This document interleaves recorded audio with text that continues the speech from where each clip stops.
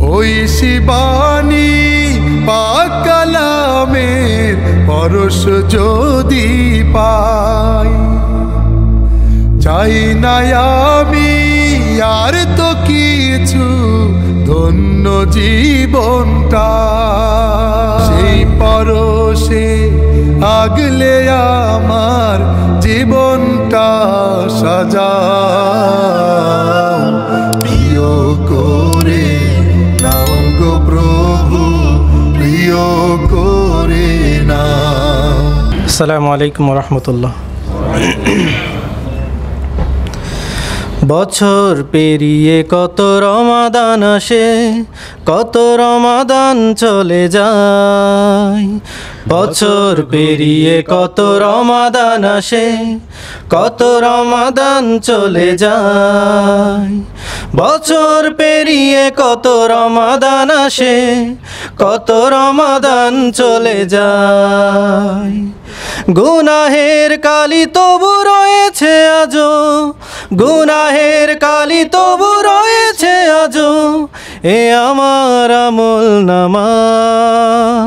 হায় হায় হায় কি উপায়, হায় হায় হায় কি উপায়। উমরের মতো পারিনি হতে পরিপাটি মানের কোন দাবিদার, আবু বকরের মতো বিরাম কেঁদে খুঁজিনি তো আল্লাহর দয়া বেশমার। উমরের মতো পারিনি হতে পরিপাটি মানের কোন দাবিদার, আবু বকরের মতো বিরাম কেঁদে খুঁজিনি তো আল্লাহর দয়া বেশমার। খুঁজিনি তো মুক্তির উপায়, গুনাহের কালি তবু রয়েছে আজো, গুনাহের কালি তবু রয়েছে আজো, এ আমার আমল নামা। হায় হায় হায় কি উপায়, হায় হায় হায় কি উপায়।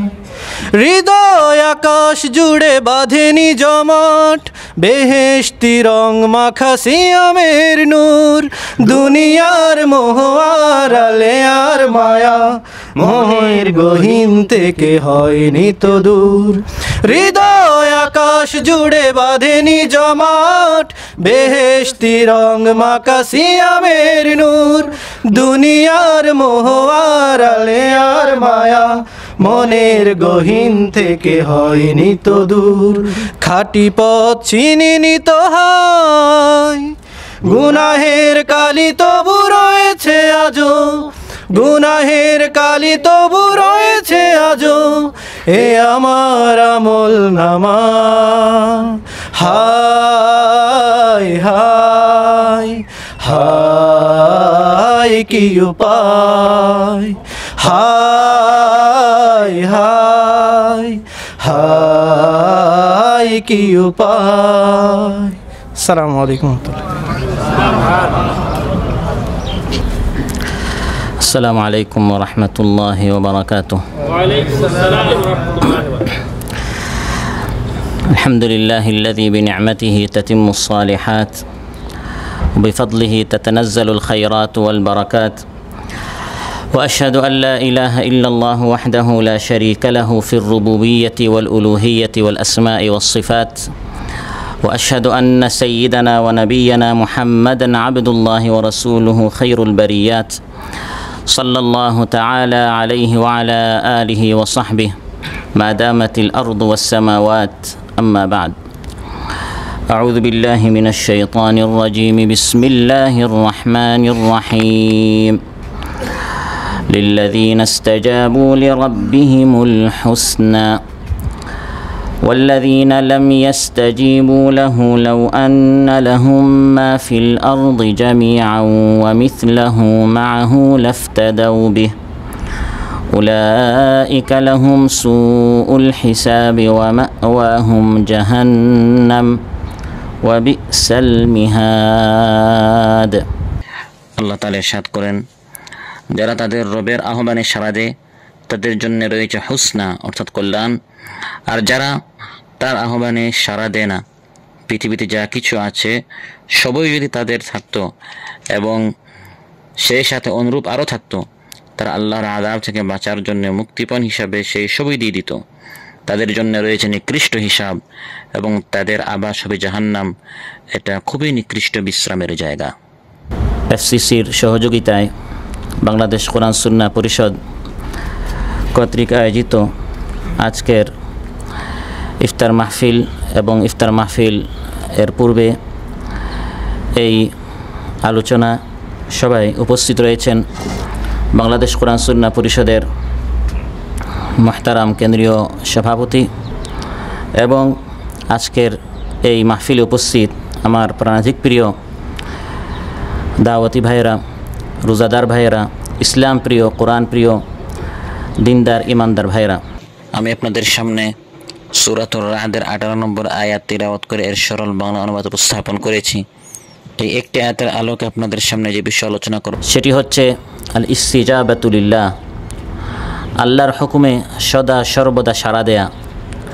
দুঃখে সুখে যখনই আল্লাহর পক্ষ থেকে ধ্বনি আসে, মুআজ্জিন যখনই আযান দেন, নামাজের আযান হোক বা অন্য যে কোনো আল্লাহর ফরজ বিধানের জন্য আমাদেরকে যখন ডাকা হয়, আহ্বান করা হয়, তখন আমাকে আপনাকে সাড়া দিতে হবে। একজন রোজাদার সে সেই ফজর থেকে নিয়ে শুরু করে মাগরিব পর্যন্ত তার রব, তার মাওলা, তার মাবুদ তাকে খাবার খেতে নিষেধ করেছেন, সে তার প্রিয় সব খাবার বর্জন করে ফেলে। সাধারণত ফজরের আগে আমরা খাবার খাই না, বিশ্রামের সময়, আরামের সময়, কিন্তু রব হুকুম করেছেন সিয়াম পালন করতে হবে। যে সময়টি আরামের, সেই সময় আমরা সুহুর খেতে বসি, কারণ সুহুর খাওয়াটাও একটি সুন্নত। রাসূল সাল্লাল্লাহু আলাইহি সাল্লাম এই সময় সুহুর গ্রহণ করতেন। আমাদের মন চাক বা না চাক, আল্লাহর হুকুমে সাড়া দিয়ে আমরা তখন সুহুরে বসে যাই।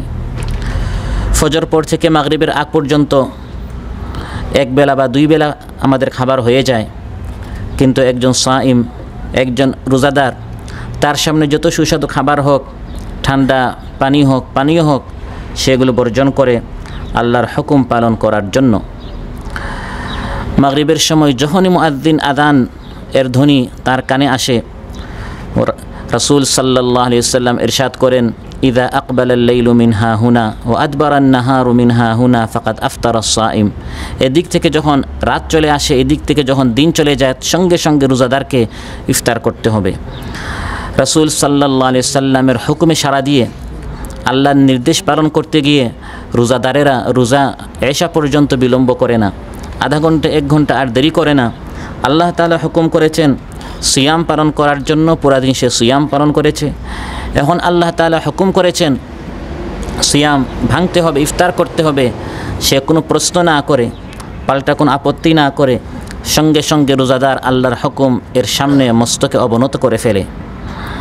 ঠিক তেমনিভাবে মাহে রমাদান যে পাবে তার উপর মাহে রমাদানের সিয়াম আল্লাহ তাআলা ফরজ করে দিয়েছেন, কিন্তু সেই আল্লাহ তাআলা তার হুকুম হচ্ছে মাহে রমাদানের পরের দিন। কোন দিন সেটা? ঈদের দিন।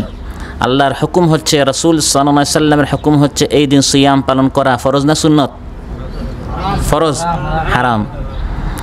30 দিন আমরা সিয়াম পালন করলাম, এর পরের দিন কেন আমরা সিয়াম পালন করি না, কেন আমরা রোজা রাখি না? কারণ আল্লাহ তাআলা নিষেধ করেছেন। প্রথম 29-30 দিন আল্লাহ তাআলা ফরজ করেছেন, কোনো প্রশ্ন না করে আমরা সবাই সিয়াম পালন করতে, রোজা রাখতে আমরা প্রস্তুত হয়ে যাই। কিন্তু আল্লাহ তাআলা যখন নিষেধ করে দিয়েছেন এই 29-30 দিনের পরের দিনটি রোজা রাখা যাবে না, ইমানদারেরা তখন আল্লাহর হুকুম পালন করতে তারা প্রস্তুত হয়ে যায়, তারা রাজি হয়ে যায়। সেদিন তারা সিয়াম পালন না করে আল্লাহর হুকুম পালন করে, সিয়াম পালন না করে ইবাদত করে, সিয়াম পালন না করে তারা তাদের রবকে খুশি করার চেষ্টা করে। সুবহানাল্লাহ। এখান থেকে আমাদের শিক্ষণীয় বিষয় হচ্ছে শুধু এই সিয়াম নয়, বরং কোরআনে কারিমে কত আয়াতে আল্লাহ তাআলা আমাকে আপনাকে ডেকে বলেছেন, ইয়া আইয়ুহান নাস, হে মানব সকল। ডেকেছেন কেন, সম্বোধন করেছেন কেন? এরপরে কিছু গুরুত্বপূর্ণ আল্লাহর বক্তব্য আছে, যে বক্তব্যে আমাদের সাড়া দিতে হবে। আবার কখনো মানব মণ্ডলী থেকে আমাদেরকে আল্লাহ তাআলা ভালোবেসে আলাদা করে বলেছেন, ইয়া আইয়ুহাল্লাযীনা আমানু, হে ঈমানদারেরা। সম্বোধন করে ডেকে আল্লাহ তাআলা আমাদেরকে কিছু বলতে চান। ইম্মা আমরুন তু'মারু বিহি ওয়া ইম্মা নাহয়ুন তুনহা আনহু ওয়া ইম্মা খাবারুন তানতাফিউ বিহি। ইবনে মাসউদ রাদিয়াল্লাহু আনহু বলেন, যখন ইয়া আইয়ুহাল্লাযীনা আমানু এই আয়াতটি তুমি শুনবে কান পেতে, তখন তুমি প্রস্তুত থাকবে এরপরের কথাটি শোনার জন্য। এরপরের কথাটি হয় কোনো নির্দেশ যা তোমাকে পালন করতেই হবে, বা কোনো নিষেধ যা তোমাকে বর্জন করতেই হবে, বা কোনো খবর সংবাদ যা দ্বারা তুমি উপকৃত হবে। আল্লাহ তাআলার পক্ষ থেকে নির্দেশ আসছে। অতএব ইমানদার হিসাবে জন্মগ্রহণ করা থেকে মৃত্যু পর্যন্ত আল্লাহর পক্ষ থেকে যত হুকুম আসে প্রত্যেকটা হুকুম পালন করার জন্য ইমানদারের এক পায়ে সদা প্রস্তুত হয়ে থাকবে ইনশাআল্লাহ। প্রিয় ভাইরা, আল্লাহর হুকুম হোক, রাসূল সাল্লাল্লাহু আলাইহি ওয়াসাল্লামের হুকুম হোক, তাদের আনুগত্য আমার আপনার করতে হবে চোখ বন্ধ করে, নিঃশর্তভাবে।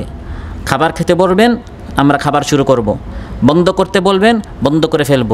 রোজা রাখতে বলবেন, শুরু করব। রোজা বন্ধ করতে বলবেন, বন্ধ করে ফেলব। নামাজ পড়তে হুকুম করেছেন, আমরা সালাত পড়ব, কিন্তু 3 ওয়াক্ত, যখন সূর্য মাথার উপর থাকে, যখন সূর্য উদিত হয়, যখন সূর্য অস্তমিত হয়, আল্লাহ তাআলা নিষেধ করে দিয়েছেন, রাসূল সাল্লাল্লাহু আলাইহি ওয়াসাল্লাম নিষেধ করে দিয়েছেন। এখন পৃথিবীর সবাই যদি বলে এই সময় নামাজ পড়া এর মধ্যে সওয়াব আছে, আমরা কারো কথা মানব না, বরং তখন আমাদেরকে আল্লাহর হুকুমে তখন আমাদের সাড়া দিতে হবে। ওয়া ইযা আমারতুকুম বিআমরিন ফাতু মিনহু মাসতাতা'তুম, রাসূল সাল্লাল্লাহু আলাইহি ওয়াসাল্লাম ইরশাদ করেন, আমি যখন তোমাদেরকে কোনো হুকুম করি, সেই হুকুম পালন করার জন্য তোমাদের সাধ্যে যতটুকু শক্তি আছে, সামর্থ্য আছে, সর্বোচ্চ দিয়ে চেষ্টা করবে আমার এই হুকুম পালন করার জন্য। এবং সাহাবায়ে কেরাম রিদওয়ানুল্লাহ আলাইহিম আজমাইন তারা সর্বোচ্চ দিয়ে চেষ্টা করেছেন আল্লাহর হুকুম পালন করার জন্য। আমার আকল বলছে এই কাজটি যুক্তিযুক্ত না, যৌক্তিক না, এটা আসলে বর্তমান সমাজের সাথে বা বর্তমান সময়ের এটা উপযোগী না, এটা আমার আকল বলছে। অথচ আমার আকল অনেক দুর্বল, অনেক সংকীর্ণ, কিন্তু আল্লাহর হুকুম এই কাজ করতে হবে। আমি আমার আকলের দিকে না তাকিয়ে, আমার আকলের কথা না মেনে, সমাজ কি বলছে, মানুষ কি বলছে, আকল কি বলছে, বুদ্ধি কি বলছে, অভিজ্ঞতা কি বলছে, সেই দিকে না তাকিয়ে আল্লাহ তাআলা যেটাই হুকুম করেন সব সময় সেই হুকুম পালন করতে আমাকে আপনাকে প্রস্তুত থাকতে হবে। বুখারী মুসলিমে এসেছে, হযরত ওমর রাদিয়াল্লাহু আনহু তিনি হাজার আসওয়াদকে যখন চুমা দিতেন, তখন তিনি বলতেন হাজার আসওয়াদকে উদ্দেশ্য করে, হাজার আসওয়াদ কোথায়? মক্কায়, কাবা ঘরে, সেখানে হাজার আসওয়াদ। হযরত ওমর রাদিয়াল্লাহু আনহু তিনি বলেন, পৃথিবীর কোনো পাথর চুমা দিতে আমি রাসূল সাল্লাল্লাহু আলাইহি ওয়াসাল্লামকে দেখি নাই, বরং ইসলাম এসেছে লিকাসরিল আসনাম, মূর্তি পূজা বন্ধ করার জন্য। ভাস্কর্য মূর্তিগুলো নির্মাণ করতে না ভাঙতে ইসলাম এসেছে। আমরা মূর্তি পূজার এর বিরুদ্ধে জিহাদ করতে, আন্দোলন করতে আল্লাহ তাআলা মুসলিম উম্মাহকে সৃষ্টি করেছেন, কিন্তু আমি আমার হাবিব সাল্লাল্লাহু আলাইহি সাল্লামকে দেখেছি এই হাজার আসওয়াদকে এসে চুমা দিতে। ইন্নী আ'লামু আন্নাকা হাজারুন লা তাদুররু ওয়া লা তানফা, হে কালো পাথর হাজার আসওয়াদ, আমি ওমর জানি তুমি আমার কোনো অপকার লাভ ক্ষতি করতে পারবে না। ওয়ালাউলা আন্নী রাআইতু রাসূলুল্লাহি সাল্লাল্লাহু আলাইহি ওয়াসাল্লাম ইউকাব্বিলুকা মা কাব্বালতুক, আমি যদি রাসূল সাল্লাল্লাহু আলাইহি ওয়াসাল্লামকে না দেখতাম তোমাকে চুমু দিতে, আমি তোমাকে চুমু দিতাম না। সুবহানাল্লাহ। আল্লাহ নবী সাল্লাল্লাহু আলাইহি ওয়াসাল্লাম পৃথিবীর কোনো পাথরে চুমা দেন নাই, আমি দিব না। এই এক জায়গায় দিয়েছেন, আমি কোনো প্রশ্ন করব না। পাথর তো কোনো কাজে আসে না, কোনো উপকারে আসে না, না আমার উপকারে আসুক না আসুক, লাভ কোনো আমার ফায়দা হোক না হোক, যদিও হাদিসে এসেছে এর অনেক উখরাবি ফায়দা আছে, গুনাহগুলো কি হয়? মাফ হয়। কিন্তু কোনো লাভ হোক বা না হোক, কোনো ক্ষতি হোক বা না হোক, রাসূল সাল্লাল্লাহু আলাইহি ওয়াসাল্লাম পৃথিবীর কোনো পাথরে চুমা দেন নাই, এক জায়গায় দিয়েছেন। আমি ইমানদার হিসাবে আল্লাহর হুকুম, রাসূল সাল্লাল্লাহু আলাইহি ওয়াসাল্লামের হুকুম এর সামনে সবসময় আমাদের মাথা পেতে এই হুকুম পালন করতে হবে। এটাকে বলা হয় ইস্তাজিবু লিল্লাহি ওয়া লির রাসূল, আল্লাহ এবং তার রাসূল সাল্লাল্লাহু আলাইহি ওয়াসাল্লামের হুকুমে আমাদেরকে সাড়া দিতে হবে। দাঁড়িয়ে সবসময় এক পায়ে আমাদের প্রস্তুত থাকতে হবে আল্লাহর পক্ষ থেকে, রাসূল সাল্লাল্লাহু আলাইহি ওয়াসাল্লামের পক্ষ থেকে যখন হুকুম আসে, কোনো প্রশ্ন ছাড়া, কোনো আপত্তি ছাড়া, কেন এই হুকুমটা এভাবে হলো, এই বিধানটি এরকম কেন হলো, এটা কেন নিষেধ করা হলো, এটা কেন এভাবে হুকুম করা হলো, এটি কোনো ইমানদারের চরিত্র হতে পারে না। ইমানদারের চরিত্র হচ্ছে ওয়ামা কানা লিমুমিনিন ওয়ালা মুমিনাতিন ইযা কাদাল্লাহু ওয়া রাসূলুহু আমরান আন ইয়াকুনা লাহুমুল খিয়ারাতু মিন আমরিহিম। আল্লাহর পক্ষ থেকে, রাসূল সাল্লাল্লাহু আলাইহি ওয়াসাল্লামের পক্ষ থেকে যখন কোনো নির্দেশ আসে, কোনো ইমানদার নরনারীর কোনো ইখতিয়ার থাকে না, মানব কিনা, করব কিনা, একটু ভেবে দেখি, একটু চিন্তা করে দেখি। আল্লাহর পক্ষ থেকে হুকুম আসার পর এই বিষয়ে মানব কিনা কোনো পরামর্শ করা যাবে না।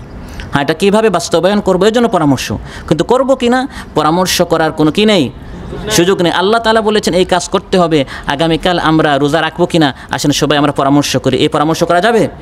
যেহেতু আল্লাহর পক্ষ থেকে হুকুম চলে আসছে যে পর্দার বিধান চালু করতে হবে, এখন আমি একটা স্কুল করতে চাই, একটা বিদ্যালয় করতে চাই, আমরা বসে পরামর্শ করলাম যে এখানের মেয়েরা পর্দা করে আসবে কিনা, তারা মাথা ডেকে আসবে কিনা, বুক ডেকে আসবে কিনা, এটাকে পরামর্শ করার বিষয়।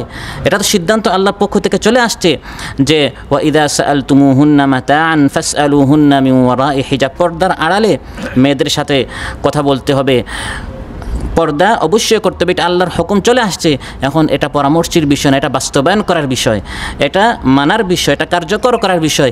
ইমানদারের আল্লাহর পক্ষ থেকে কোনো হুকুম চলে আসার পর আর আমাদের কোনো এই অপশন থাকে না, ইখতিয়ার থাকে না, মানব কি না ভেবে দেখি, চিন্তা করে দেখি। এই সকল শব্দ যারা বলে, আল্লাহর কোরআন বলে এরা ইমানদার নয়।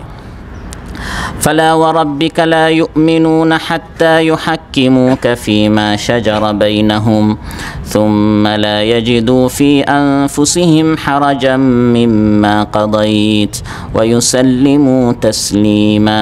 আল্লাহ তাআলা বলেন আপনার রবের কসম এরা ঈমানদার নয়। এই ফতোয়াটি পৃথিবীর কোনো মুফতির না, কোনো আলিমের না, এই ফতোয়া সরাসরি আল্লাহ তাআলা দিচ্ছেন। এরা ঈমানদার হতে পারে না তাদের মধ্যে যখন কোনো একটি বিষয় সমস্যা হয়, এই সমস্যার সমাধান হে আমার হাবিব আপনি যখন দিয়ে দেন, তারপরে কি আবার ভাবে, আবার প্রশ্ন করে, আবার আপত্তি করে, আবার চিন্তা করে আল্লাহর নবীরটা মানব কিনা, আল্লাহর হুকুমটা মানব কিনা, এই চিন্তাটাই যখন আসে, ফালা ওয়া রাব্বিকা, আল্লাহর কসম করার কোনো প্রয়োজন নেই।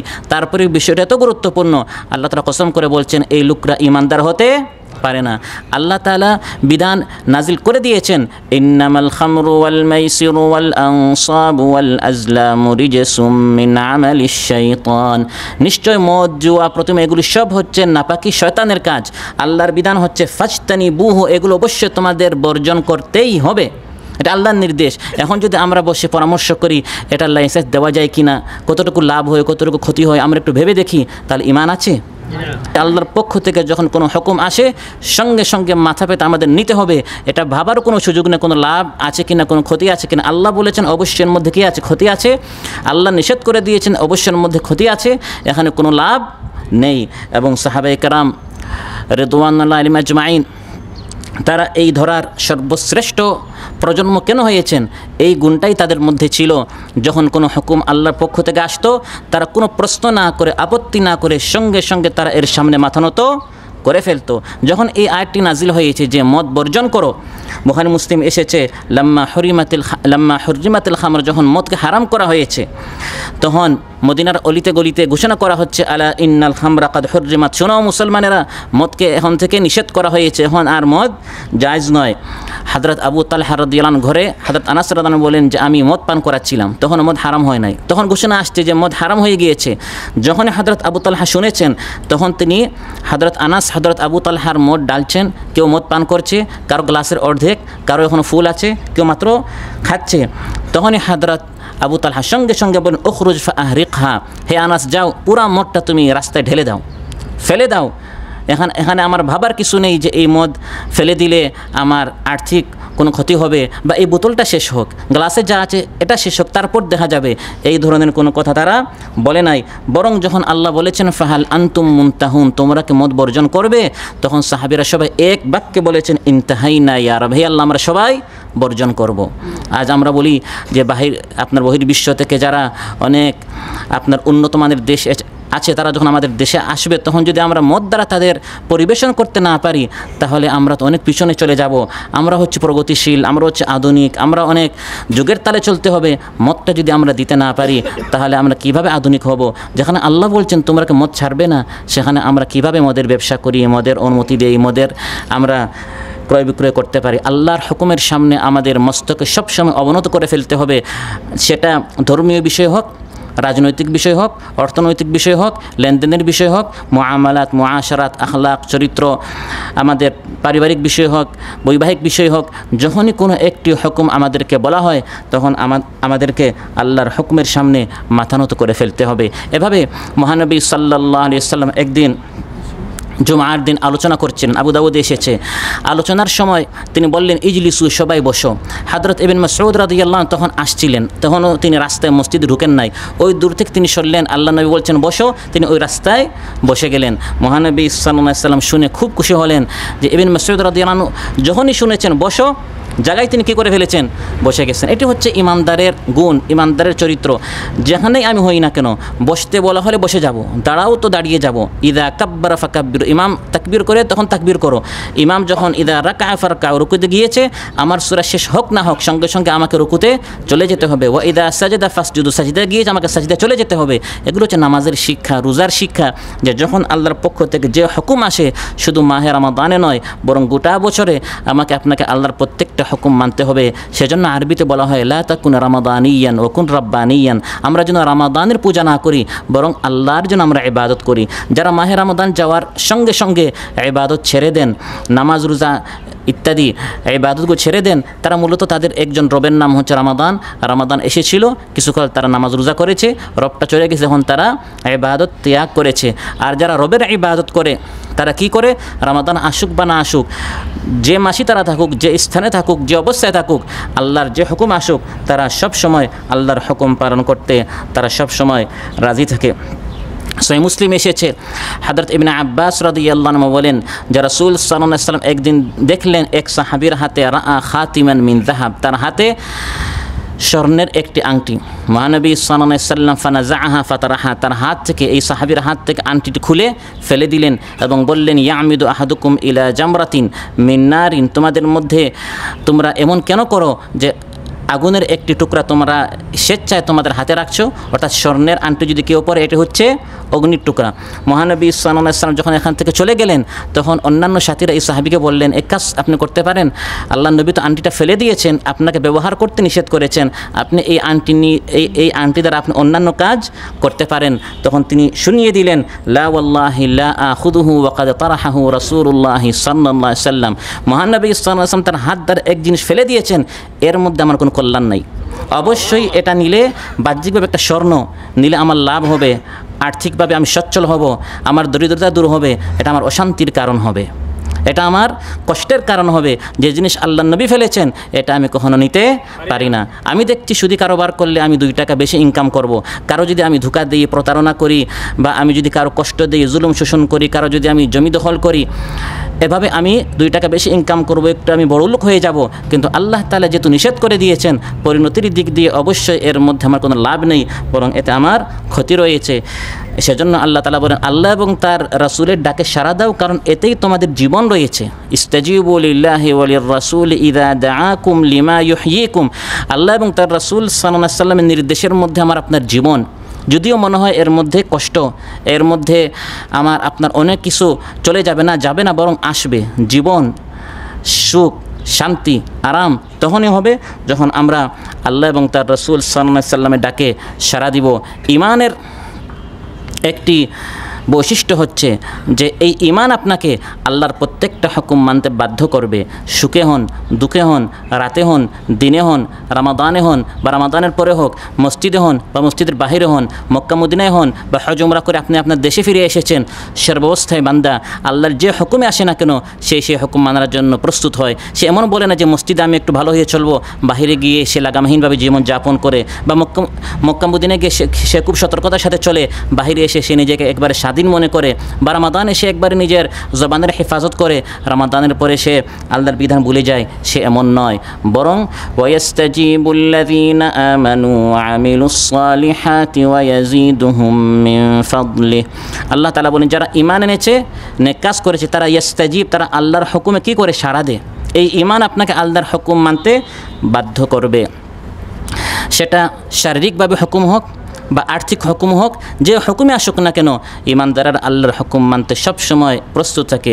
বুখারী মুসলিমে এসেছে হযরত আবু তালহা রাদিয়াল্লাহু আনহুর সবচেয়ে প্রিয় মাল ছিল, সবচেয়ে প্রিয় তার সম্পদ ছিল মদিনার সবচেয়ে দামি একটি বাগান, যার নাম হচ্ছে বাইরুহা। আয়াত নাজিল হলো লান তানালুল বিররা হাত্তা তুনফিকু মিম্মা তুহিব্বুন, তোমাদের প্রিয় জিনিস আল্লাহর পথে খরচ না করা পর্যন্ত তোমরা পূর্ণতার সর্বোচ্চ স্থানে পৌঁছতে পারবে না। হযরত আবু তালহা এই আয়াত শোনা মাত্রই সঙ্গে সঙ্গে তিনি মানার জন্য রেডি হয়ে গেলেন। আমার সবচেয়ে প্রিয় জিনিস আল্লাহর পথে কী করতে হবে? খরচ করতে হবে। আমরা হিসাব নিকাশ মিলাই দুনিয়ার, তারা হিসাব নিকাশ মিলাতেন আখিরাতের। তিনি এসে বললেন, ইয়া রাসূলুল্লাহ ইন্না হাব্বা আমওয়ালি ইলাইয়া বাইরুহা, আমার সবচেয়ে প্রিয় সম্পদ হচ্ছে এই বাগান বাইরুহা। এই বাগানটি আপনি জানেন এবং এই বাগানে আপনি আসেন, আপনি নিজে এখানের খেজুর খান এবং এর যে পানি আছে আপনি পানি পান করেন, আপনি সাক্ষী থাকেন। এই পুরা বাগানটি আমি আল্লাহর পথে দিয়ে দিলাম। সুবহানাল্লাহ। যখনই যে আয়াত আসতো, সাহাবীরা এই আয়াতের উপর আমল করার জন্য তারা পরস্পর প্রতিযোগিতা করতেন। তারা আল্লাহর ডাকে সাড়া দিতেন, সেজন্য আল্লাহও তাদের ডাকে সাড়া দিতেন।